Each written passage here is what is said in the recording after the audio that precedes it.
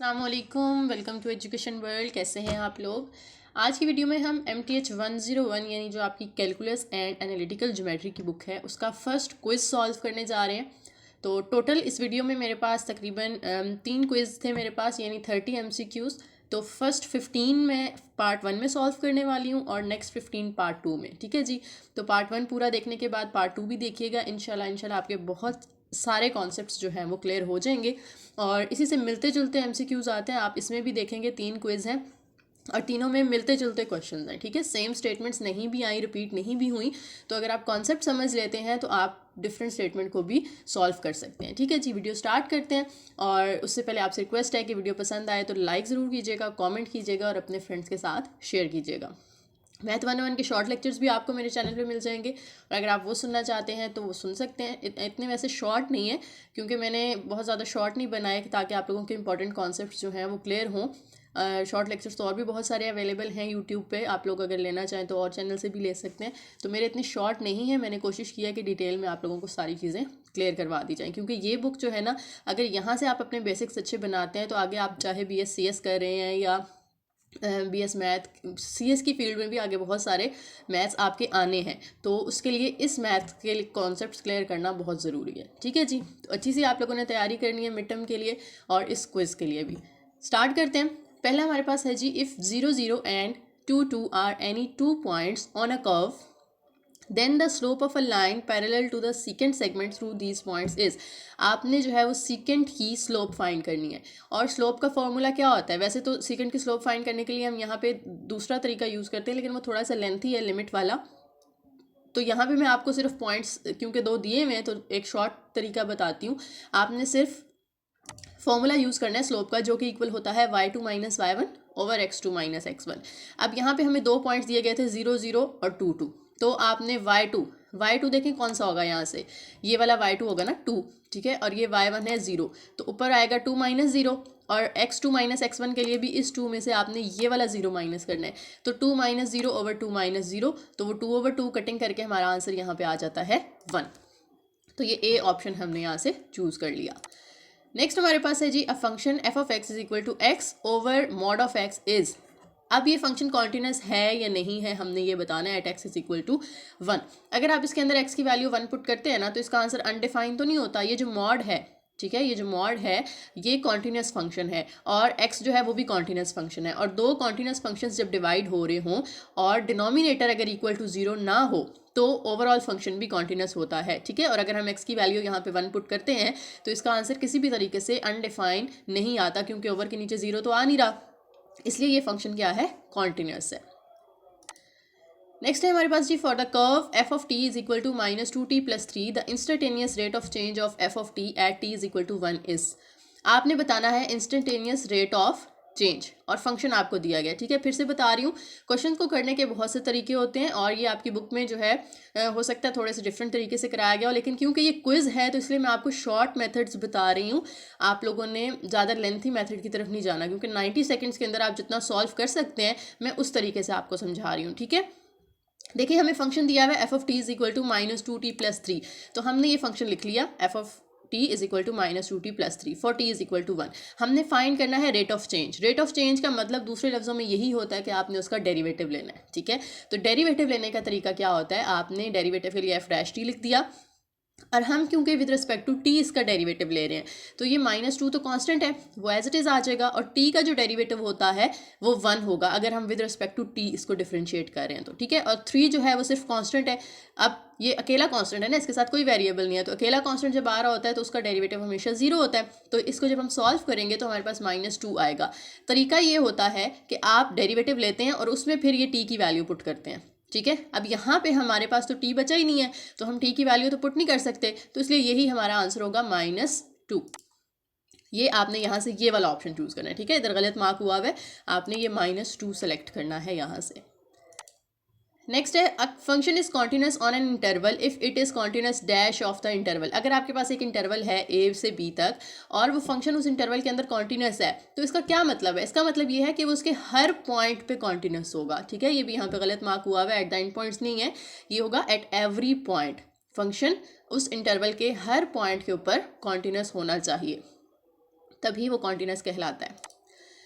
For the curve f of t is equal to minus 23t plus 25, the slope of tangent line at point t is equal to minus 1 is. Tangent line की आपने slope find करनी है, और function जब दिया हुआ है, points वगैरह तो नहीं दिए हुए ना हमें, ठीक है। तो स्लोप के लिए पॉइंट का तो हमने फॉर्मूला पहले पढ़ लिया, y2 minus y1 over x2 minus x1।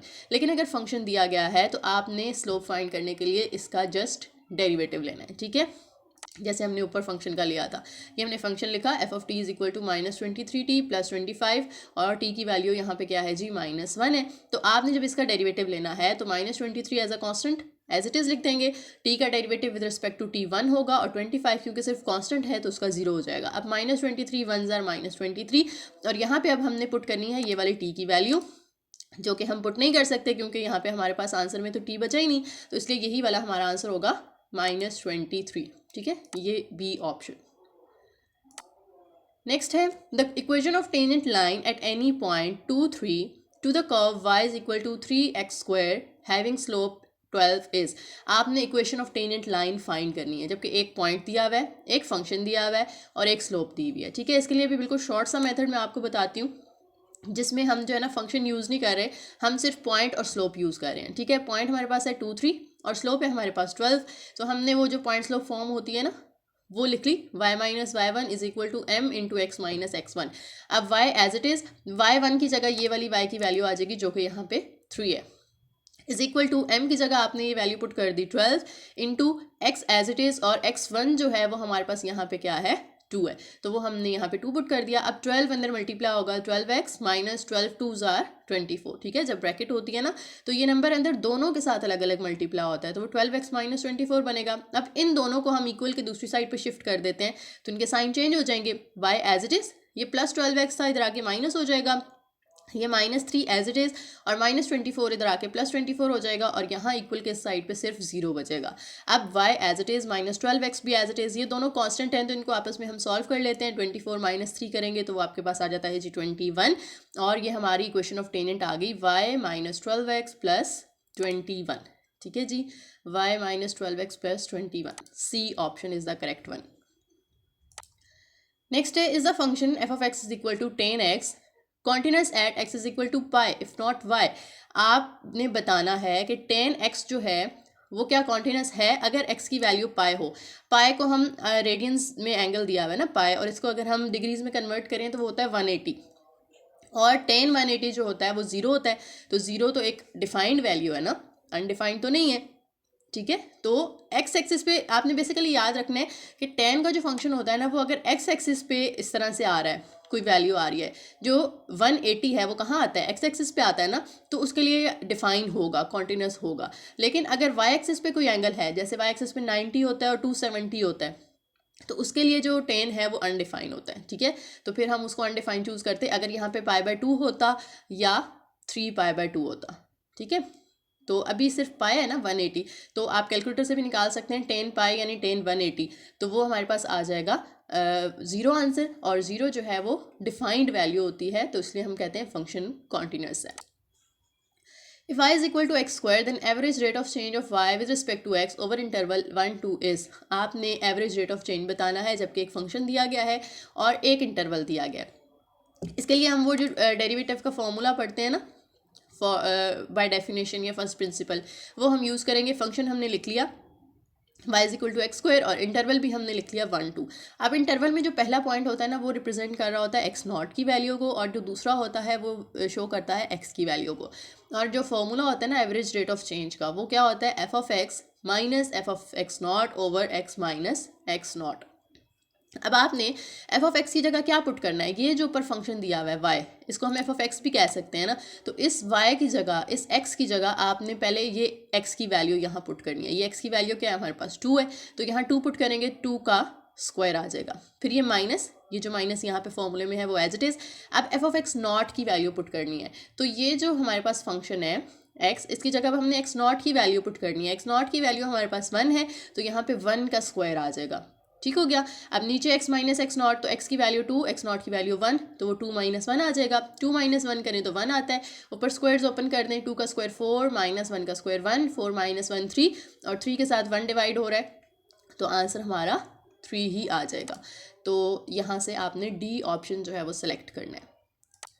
इस तरह के ना बहुत सारे क्वेश्चन आएंगे आपके, लाजमी हर किसी के क्विज़ में इस तरह का क्वेश्चन आएगा एवरेज रेट ऑफ चेंज वाला, ठीक है। तो इसको अच्छे से आप क्लियर कर लें। नेक्स्ट है हमारे पास average rate of change in Y with respect to X represent the slope of dash line on the graph. जो एवरेज रेट ऑफ चेंज होता है ना वाई का विद रिस्पेक्ट टू एक्स, वो हमेशा सीकेंट लाइन की स्लोप को represent करता है। ये आपके हैंडआउट्स में भी दिया हुआ है। आई थिंक लेक्चर नंबर आपका होगा ये 12 होगा या 13 होगा, ठीक है। तो उसके अंदर आपको ये बताया गया है कि एवरेज रेट ऑफ चेंज जो होता है वो स्लोप ऑफ सीकेंट को शो करता है। To find the slope of tangent line at a particular point along a curve you have to calculate. जो स्लोप ऑफ टेंजेंट होती है ना उसका फॉर्मूला होता है distance over time, change in distance over change in time. और change in distance over change in time किसके equal होता है? एवरेज वेलोसिटी के इक्वल होता है, ठीक है।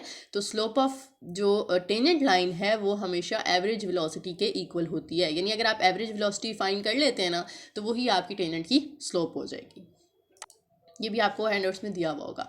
नेक्स्ट है जी epsilon used in the definition of limit can be negative number.